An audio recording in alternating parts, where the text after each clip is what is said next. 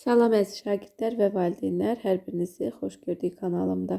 Bugün yenə 4-cü sinif İzya Nəşriyyatının monitorinqləri hazırlıq kitabındakı tapşırıqlar sizinlə birlikdə həll etməyə davam edəcəyik. Artıq səhifə 91-dəyik. Bugün monitorinq 9-un Azərbaycan dili suallarını həll edəcəyik. İlk mətnimizin adı kağızdır. Bilirik ki, ilk mətn elmi mətn olur, informativ olur. Başlayaq oxumağa diqqətlə. Meşədəki canlı, hündür ağaclardan kitab, dəftər, süd torbaları, rəngbərəng divar kağızları alındığını bilirsinizmi? Hələ 2-ci əsrdə insanlar kağızdan istifadə etməyi öyrənmişlər. Kağız ilk dəfə Çində ixtira olunub. Onu hazırlamaq üsulunu isə Çinlilər başqa xalqlardan uzun müddət gizli saxlamışlar. Asuriyalılar yazını gil lövhələr üzərinə ağac çubuqlarla yazırdılar. Qədim Misirlilər öz heroqliflərini papirus adlanan materialla çəkirdilər. Bu məqsədlə onlar bataqlıq bitkisi olan papirusdan uzununa ensiz zolaqlar kəsir, sonra həmin zolaqları bir-birinin üzərinə qoyub bərk sıxırdılar. Quruduqdan sonra çox nazik vərəqlər papirus alınırdı. Avropada orta əsrlərdə əlyazmalar üçün perqamentlərdən, xüsusi aşılanmış dana dərilərindən, qədim Rusiyada isə yazı materialı kimi toz ağacının nazik qabığından istifadə ediblər. Avropada ilk dəfə yalnız 10-cu əsrdə meydana gəlib. Bunun üçün cır-cındırı, narın döyür, onu bişirir, sonra da alınan kütlədən kağız düzəldirdilər.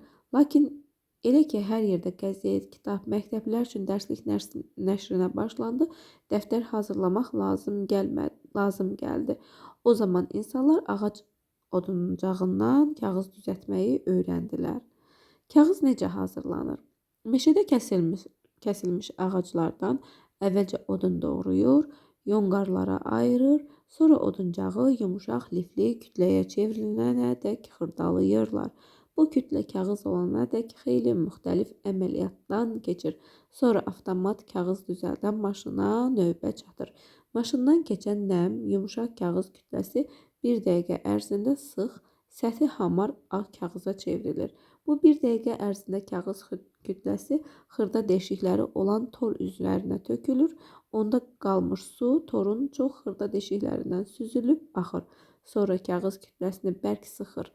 Presləyir, qızdırılmış ağır barabanlarla ütülədikdən sonra nəhəng rulonlara doluyurlar. Kağız hazır olur. Təkcə həmin rulonlardan lazımi ölçülərdə kağız kəsib kitab çapına başlamaq qalır. Qəzetlər isə sürətli maşınlarda birbaşa kağız lent üzərində çap olunur. Sonradan həmin kağız lentdən ayrı-ayrı qəzet nüsxələrini kəsib ayırırlar. Kağız təkcə kitab və qəzet üçün lazım olmur.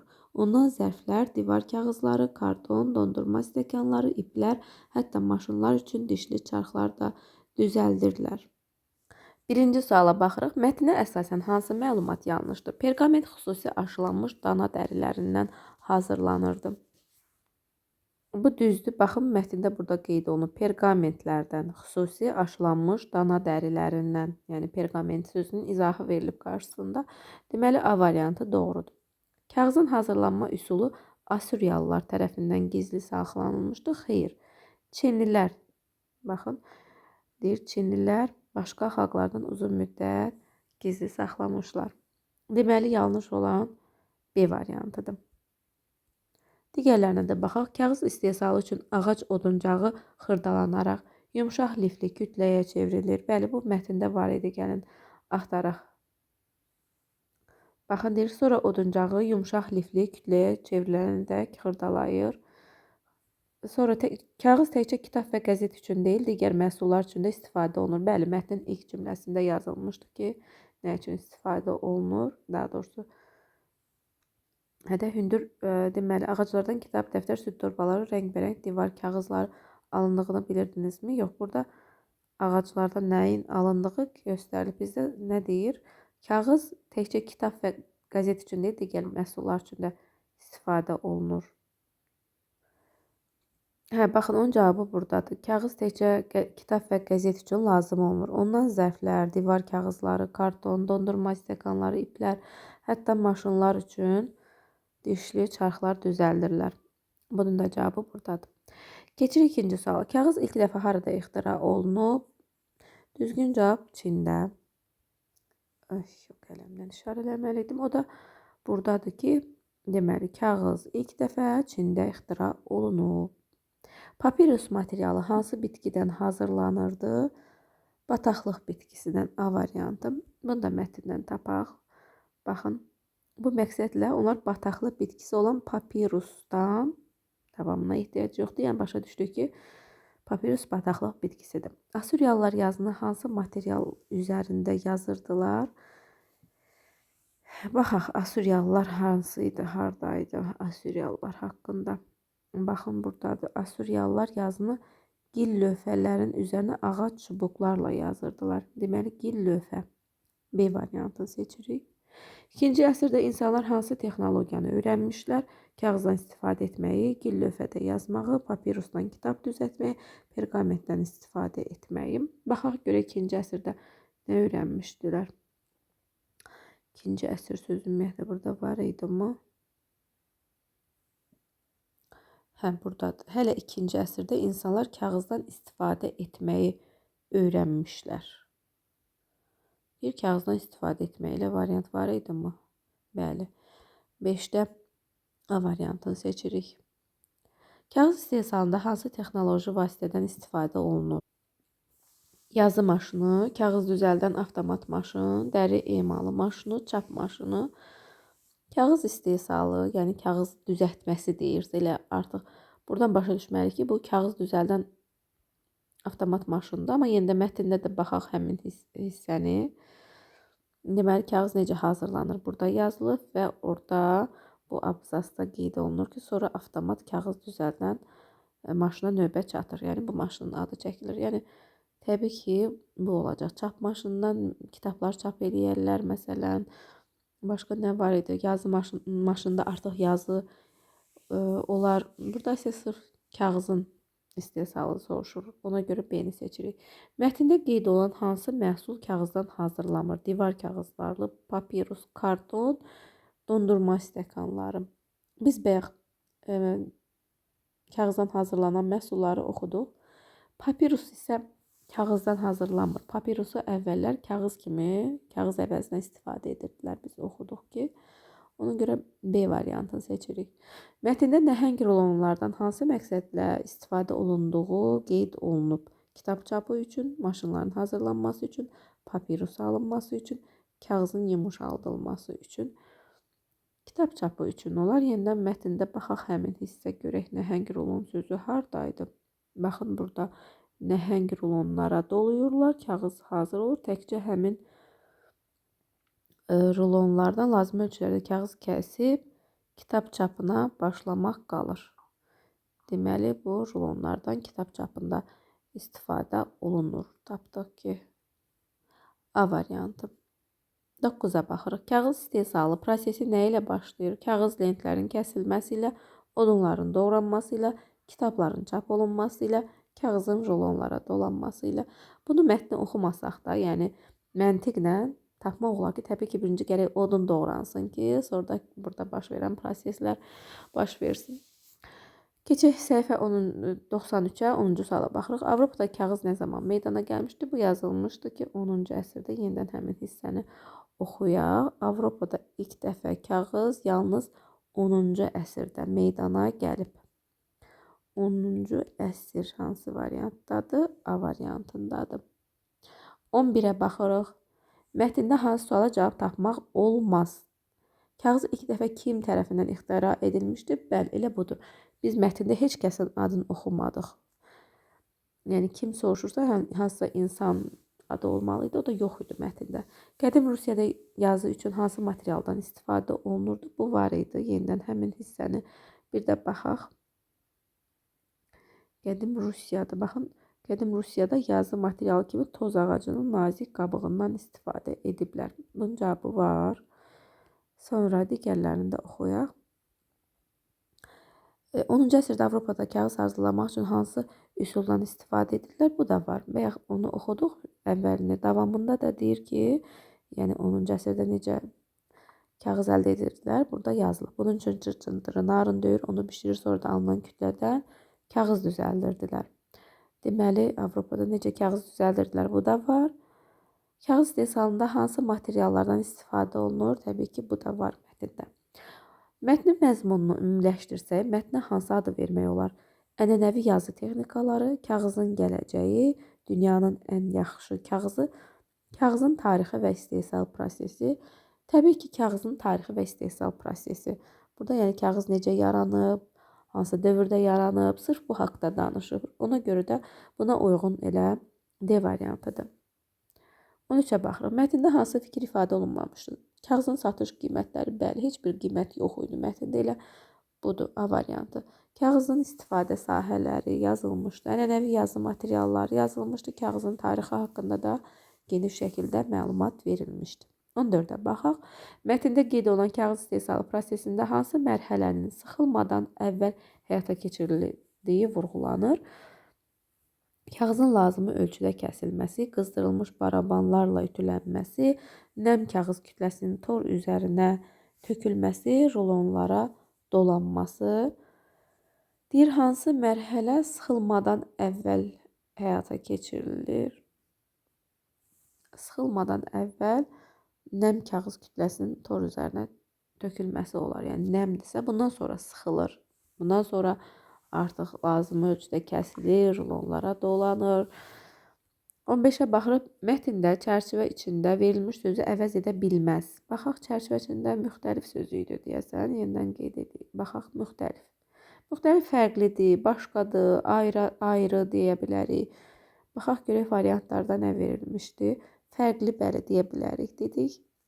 Cürbəcür, bəli, müxtəlif cürbəcür də demək olar. Eyni isə müxtəlifin antonimidir. Ondan əvəz edə bilmərik. Növbənöv də demək olar, bəli. İlk mətnimiz bitdi, keçirik ikinci bədii mətnimizə. Mətnin adı Sol qol, maraqlı bir mətndir. Diqqətlə oxuyaq. Yaponiyada bir uşaq 10 yaşında olarkən avtomobil qəzası keçirib sol qolunu itirdi. Lakin uşağın böyük bir arzusu var idi. Böyüyəndə yaxşı judo ustası olmaq. Sol qolunu itirməklə bərabər bu xəyalı da məhv olan oğlanın böyük bir depressiyaya düşdüyünü görən atası xeyli kədərləndi. Bəlkə bir ümid ola bilər deyə Yaponiyanın məşhur judo müəlliminin yanına gedib oğlunun vəziyyətini izah etdi. Onun üçün edə biləcəyi bir şeyin olub-olmadığını soruşdu. Judo müəllimi dedi. Uşağı gətir baxaq. Növbəti gün ata ilə oğul müəllim ilə görüşdülər. Müəllim uşağa baxıb oldu. Sabah əşyaları gətir başlayaq dedi. Ertəsi gün uşaq gəldi. Müəllim ona bir hərəkət göstərdi və bu hərəkəti etməyi tapşırdı. Uşaq bir həftə eyni hərəkəti etdi. Sonra müəlliminin yanına gedib dedi. Bu hərəkəti öyrəndim. Başqa hərəkət göstərməyəcəksiniz? Müəllim cavab verdi. Bu hərəkəti etməyə davam et. Beləliklə uşaq bir ilini tamamladı. Bu bir il ərzində eyni hərəkəti təkrarladı. Yenidən müəlliminin yanına getdi. Müəllim, bir ildir ki, eyni hərəkəti edirəm. Bunu yaxşı da bacarıram. Mənə yeni bir hərəkət göstərməyəcəksiniz? Sən eyni hərəkəti et, oğlum. Vaxtı gələndə yeni hərəkətə keçəcəyik. Uşaq müəllimin nəzarəti altında 5 ilini tamamladı. Bir gün müəllim uşağın yanına gəlib dedi. Hazırlaş, səni böyük bir yarışa yazdırmışam. Sabahki yarışda iştirak edəcəksən. Gənc oğlan olduqca heyrət etdi. Həm sol qolu yox idi, həm də judoda yalnız bir hərəkəti bilirdi. Məşhur judoçuların iştirak etdiyi yarışda heç bir şansının olmayacağını düşünürdü, amma müəlliminə hörmət etdiyi üçün etiraz etmədi. Finalda gənc son 10 ildə məğlub olmayan ölkə çempionu ilə qarşılaşdı. Rəqibi judo ustası idi. Gənc buna dözməyib müəlliminin yanına qaçdı. Yarışın ilk günü gənc bildiyi yeganə hərəkəti etdi və qalib gəldi. O 4də 1 final, yarım final və gözlənilmədən final mərhələsinə vəsliqə qazandı. Müəllim, təsadüf nəticəsində buraya qədər gəldik. Rəqibimə baxın, illərin çempionudur. Mənim isə bir qolum yoxdur və bildiyim yalnız bir hərəkət var. Bu mənim üçün kifayətdir. Mən rüsvay olmaq istəmirəm. İcazə verin, yarışdan imtina edim. Olmaz. Əgər məğlub olsan da bu yarışdan geri çəkilməyəcəksən, müəllim dedim. Uşaq çarəsiz halda yarışa başladı. Gənc yenə bildiyi yeganə hərəkəti etdi və bir hərəkətlə rəqibini yerə yıxaraq çempion oldu.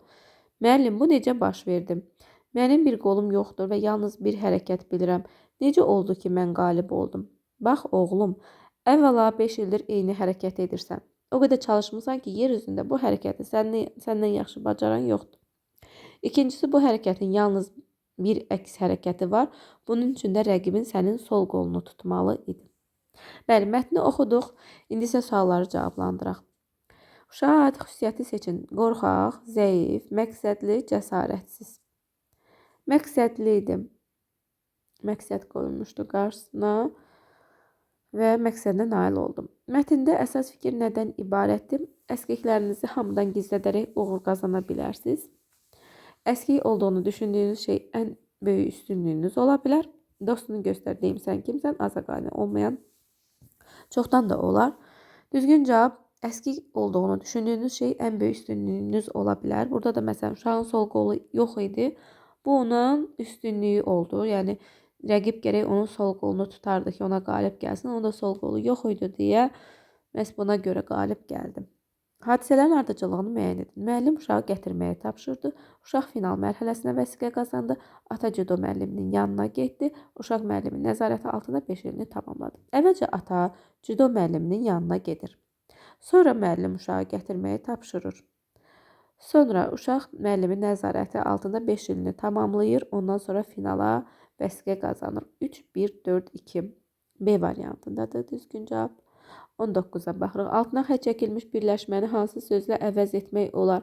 Gənc oğlan olduqca heyrət etdi. Heyrət etmək, yəni təəccüblənməkdir. B variantı. Çərçivədəki cümləni davam etdirən cavabı seçin. Gənc oğlan yarışdan imtina etmək istədi, çünki rüsvay olmaq istəmirdi. Bəli, elə düzgün cavab budur. Burada mətndə də deyir. Deməli, müəllim təsadüf nəticəsində buraya gəldik. Rəqimə baxın, illərin çempionudur. Mənim isə bir qolum yoxdur. Bu mənim üçün kifayətdir. Mən rüsvay olmaq istəmirəm. İcazə verin, yarışdan imtina edim. Rəqibi yaşca ondan böyük idi. Müəllimin öyrətdiyi hərəkəti yaxşı bilmirdi. Məğlub olub atasını qədirləndirmək istəmirdi. Xeyr, biz mətndən baxdıq ki, rüsvay olmaq istəmirdi. Mətndə hansı suala cavab yoxdur? Gənc oğlan sol qolunu nə üçün itirmişdi? Qəzada itirmişdi. Bunun cavabı var. Gənc olan rəqibi neçə dəfə ölkə çempionu olmuşdu? Ölkə çempionu olduğu yazılmamışdı. Amma baxaq bir dənə həmin hissəyə. Baxın, burada deyir ki, finalda gənc son 10 ildə məğlub olmayan ölkə çempionu ilə qarşılaşdı. Son 10 ildə deyir. Amma neçə dəfə? Burada nə deyir? B-də neçə dəfə ölkə çempionu olmuşdu? Sayı yazılmayıbdı. İl yazılıbdı, amma biz bilmirik o illər ərzində neçə dəfə dünya çempionu olub. B var, daha doğrusu ölkə çempionu. B. 22-yə, daha doğrusu C ilə D-yə də baxaq. Gənc olan ən böyük arzusu nə idi? O, mətnin əvvəlində yazılmışdı ki, uşağın böyük bir arzusu var idi. Böyüyəndə yaxşı cüdo ustası olmaq. Yəni, bunun cavabı var idi mətndə. Gənc oğlan neçə hərəkət öyrənmişdi? Yalnızca bir hərəkət. Mətndə neçənci abzasların yeri dəyişdirirsə ardıcıllıq bərpa olunar. Orada oxuyanda bilmirəm, siz fikir verdiniz ya yox. Əslində oxuyanda görürük ki, orada bir ardıcıllıq pozulub. Çünki baxın, burada deyir ki, gənc buna dözməyib müəlliminin yanına qaçdı. Qaçır və ondan sonra deyər ki, müəllim təsadüf nəticəsində buraya gəldi falan, müəllimlə danışar. Amma burada yanına qaçdı, ondan sonra deyir, yarışın ilk günü gənc bildiyi yeganə hərəkəti etdi, nə bilim, qalib gəldi, finala vəsiqə qazandı. Bundan sonra finalda gənc son 10 ildə məğlub olmayan ölkə çempionu ilə qarşılaşdı. Deməli, bu iki abzasın yerini biz dəyişdirməliyik ki, ardıcıllıq bərpa olunsun. Baxaq görək bunlar neçənci abzasdır. Bu birinci abzas, bu ikinci abzas. Bu 3'dür. Bu 4'dür. Bu 5'dir. Bu 6'dır. Bu 7. Bu 8. Bu 9. Bu 10. Bu 11. Bu da 12. 11-dən 12-nin yerini dəyişdirməliyik. Burada 11-dən 12 yoxdur. Variantda baxdım. 10-dan 11 var. 11-dən 12 yoxdur. Yəqin ki, yanlışlıq var burada. 11-dən 12 olmalıydı. Amma ona yaxın B-dir deyə B-ni seçirik. 23-ə baxaq. Gənc olan yarışda iştirak etməkdən nə üçün etiraz etmədi müəlliminə hörmət etdiyi üçün. Bu var idi mətndə, baxaq həmin hissəyə. Amma müəlliminə hörmət etdiyi üçün etiraz etmədi. 24-ə baxaq.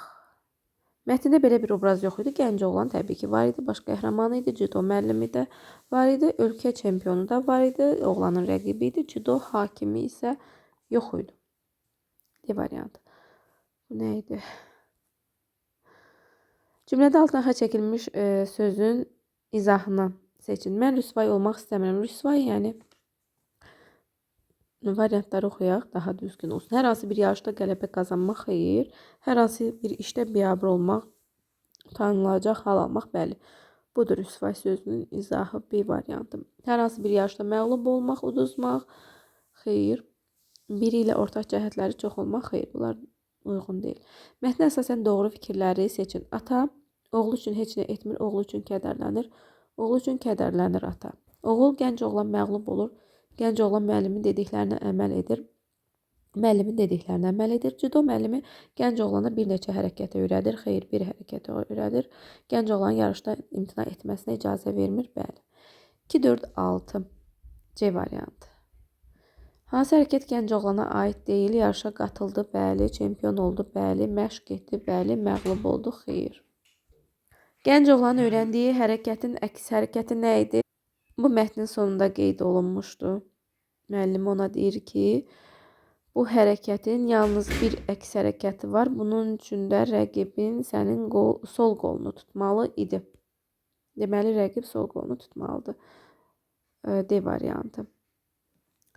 29-a baxaq. Yarışda iştirak edəcəyinə işlən oğlanın ilk reaksiyası necə oldu? Sevincdən ağlamaya başladı, olduqca heyrət etdi, cəld etiraz etdi, yeni hərəkətlər öyrəndi, olduqca heyrət etdi. Mətndən yenidən axtaraq həmin hissəni.